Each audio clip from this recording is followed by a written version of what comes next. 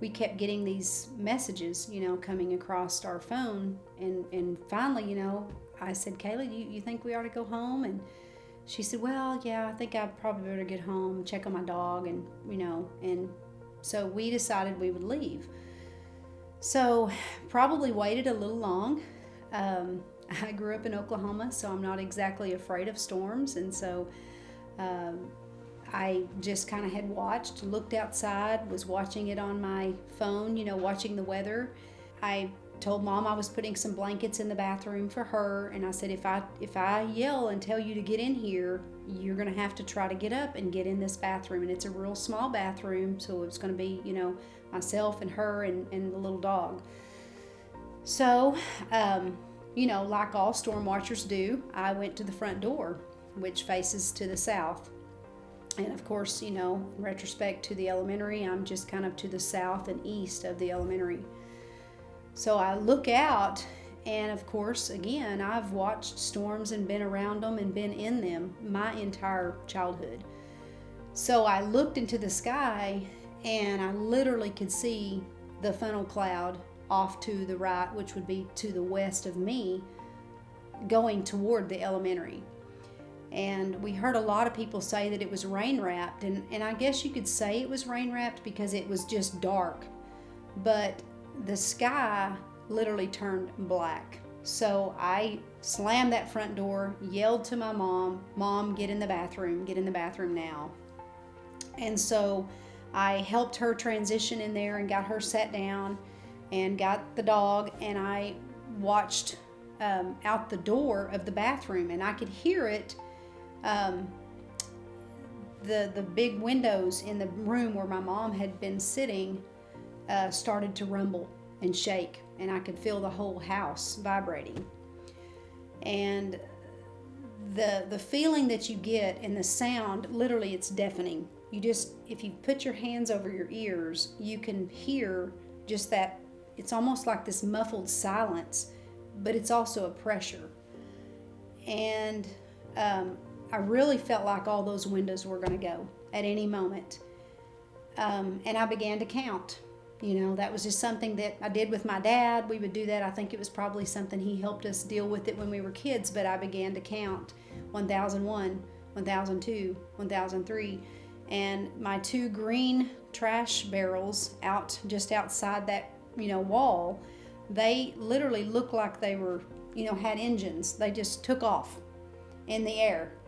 And when they did, I could see them on the outside of those windows spinning around in the air.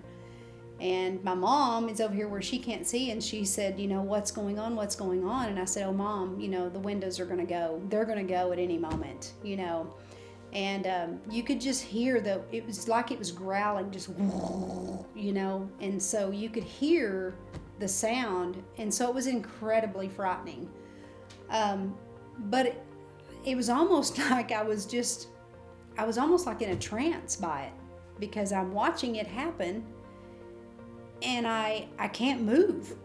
I mean, I was in this bathroom, but I couldn't move. And then again, I was counting, and within 5 seconds, I hear this huge crash. And my mom said, what was that? Because we heard glass shatter. And I just said, it probably sucked a window out. The best thing that could have happened, because the pressure completely you could just hear it. It's like it just released this pressure in the home. From my back porch, I can look to the west and see the elementary school. And all I could say was, oh God, because all I could think about were the children. And I knew that it was that time of day that the kids would be being picked up. I had watched the parents, go around that corner right by my house as they do every day. I knew that there were lines of, cars. I didn't realize the magnitude of it until I stepped out on my back porch. I mean, I had things in my yard, and, my swimming pool was full of the roof of that building and tree limbs from, probably blocks away. There was stuff in my yard that didn't belong to me,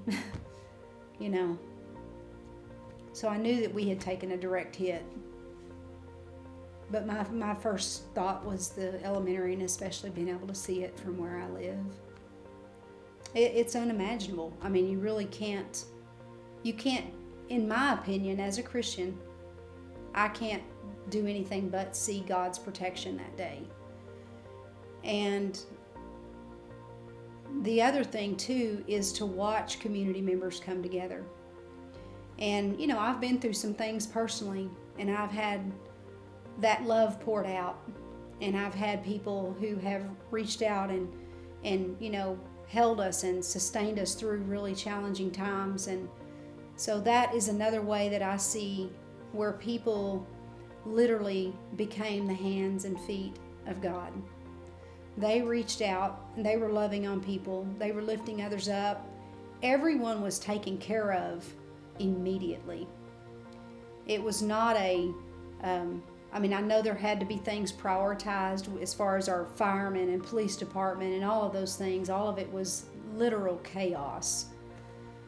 But just me being in my yard, immediately, literally walking out on that back porch and really grasping the magnitude of what had just happened. For me, my faith is everything. And, when you go through things in life, if you don't have something that you can truly rely on and hold fast to when things go wrong, when there's challenges in life, when things can happen where you feel hopeless, I just feel like knowing the Lord is number one. Knowing the Lord and His sovereignty, accepting Him and His sovereignty over all things. The magnitude of being spared that day is just, the miracles that happened that day. So, the biggest, to me, the takeaway would be, it could have been the other way. We could have lost so much that day, but God.